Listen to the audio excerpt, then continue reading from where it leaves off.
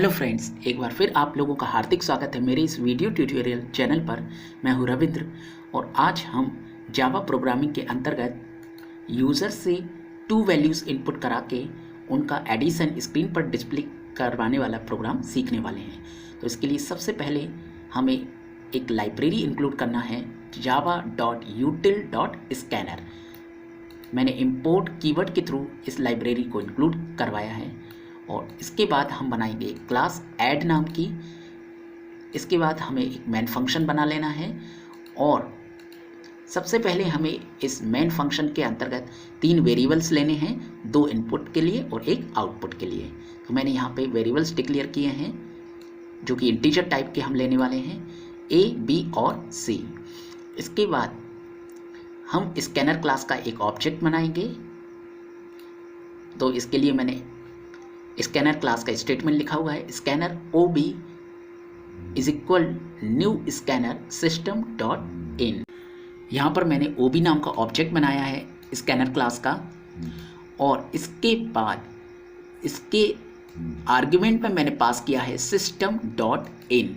Means that कि हम user से कीबोर्ड से वैल्यू इनपुट करा के उसका एडिशन स्क्रीन पर डिस्प्ले करवाने वाले। तो स्टैंडर्ड इनपुट के लिए हम यूज़ कर रहे हैं system dot in. As a reference हमने स्कैनर क्लास के पैरेंथेसिस में पास किया हुआ है कि मतलब हमें यूज़र से कीबोर्ड से वैल्यू इनपुट करा के उसका आउटपुट स्क्रीन पर डिस्प्ले करवाना है।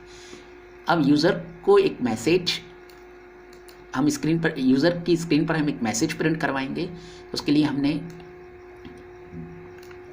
एक मैसेज जनरेट किया हुआ है, enter values of A and B। और जैसे ही यूज़र A और B की वैल्यू एंटर कराएगा और जो कि इंटीजर टाइप की वैल्यू होंगी, तो स्कैनर क्लास के अंदर नेक्स्ट इंट नाम की मेथड होती है। ये नेक्स्ट इंट मेथड यूज़र के द्वारा इनपुट की गई इंटीजर वैल्यू को हमारे द्वारा डिक्लेयर किए गए A और B वेरिएबल में स्टोर करवा देगी। और इसके बाद हमने एक स्टेटमेंट लिखा हुआ है C = A + B, जिसके थ्रू हम इन दोनों वेरिएबल्स के अंदर स्टोर की गई वैल्यूज़ का एडिशन C में स्टोर करवा लेंगे।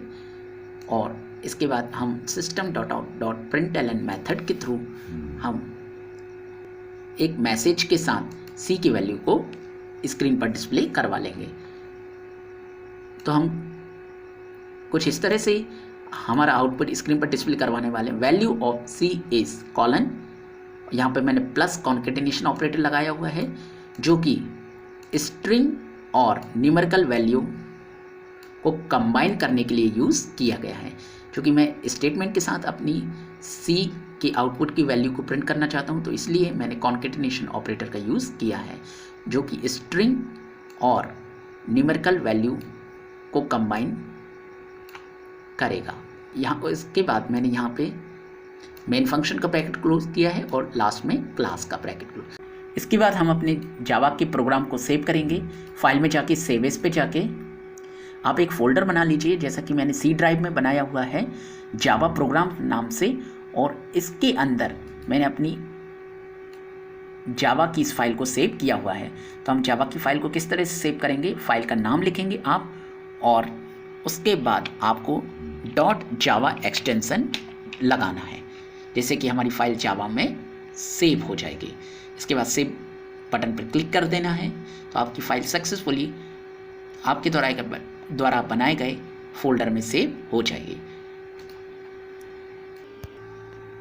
अब देखिए फाइल हमारी सक्सेसफुली सेव हो चुकी है। अब मुझे इसको रन कराने के लिए कमांड प्रॉम्प्ट ओपन करना पड़ेगा।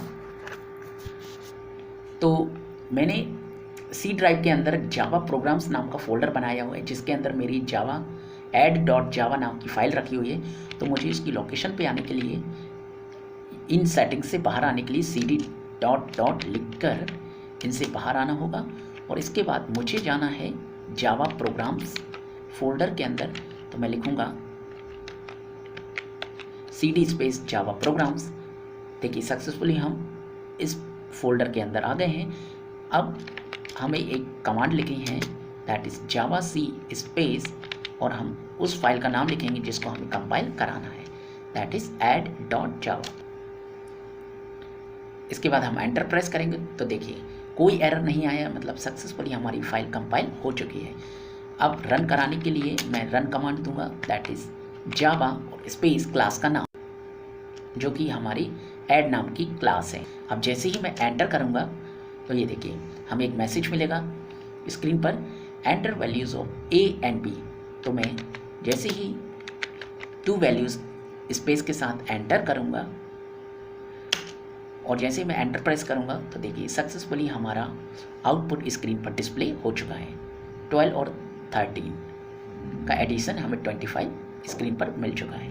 फ्रेंड्स, यहाँ पर एक बात का और आपको ध्यान रखना है कि ये जो प्रोसेस मैंने आपको जावा प्रोग्राम को रन कराने के लिए बताई है, इससे पहले आपको आपका जो JDK इंस्टॉल हुआ है, आपको C ड्राइव पे उस लोकेशन पे जाना होगा जहाँ आपका जावा फोल्डर के अंदर JDK इंस्टॉल हुआ है। तो आपको यहाँ पर C ड्राइव से लेके विन तक का पूरा पाथ आपको कॉपी करा के आपको कंट्रोल पैनल पे जाके सेव कर लेना है। तो देखिए कंट्रोल पैनल पे जाके यहाँ से आपको सिस्टम और सिक्योरिटी पे जाके सिस्टम में आना है और एडवांस सिस्टम सेटिंग्स में आके एनवायरनमेंट वेरिएबल्स पे जाके एक पाथ क्रिएट कर लेना है। तो देखिए मैंने ऑलरेडी कर रखा है और ये जो आपने पाथ कॉपी किया है इसको पेस्ट कर देना है। तो आप किस तरह से करेंगे, तो इसके लिए आपको न्यू पे क्लिक करना है और यहाँ से आप वेरिएबल का नेम देंगे और वेरिएबल की वैल्यू कंट्रोल V से आप पेस्ट कर देंगे और सेमीकोलन लगा के आप इसको ओके कर देंगे। यहाँ से एक बार फिर आपको ओके करना पड़ेगा और इसकी सेटिंग से बाहर आना है। मैं ऑलरेडी कर चुका हूँ इसलिए मैं इसको कैंसिल कर देता हूँ। फ्रेंड्स, अगर आप ये सेटिंग्स कर लेते हैं आपके JDK एनवायरनमेंट की, जावा का जो कोड होगा वो ईजिली आपकी फ़ाइल को, जो सोर्स फाइल रहेगी उसको मशीन कोड में ईजिली कन्वर्ट कर सकेगा और हमारी जो कंपाइल और इंटरप्रिटेशन यानी रन कमांड जो है वो ईजिली वर्क कर सकेंगी। फ्रेंड्स, तो इस तरह से आज के वीडियो ट्यूटोरियल में हमने सीखा कि किस तरह यूज़र से 2 वैल्यूज़ इनपुट करा के उनका एडिशन स्क्रीन पर डिस्प्ले करवा सकते हैं। Thank you.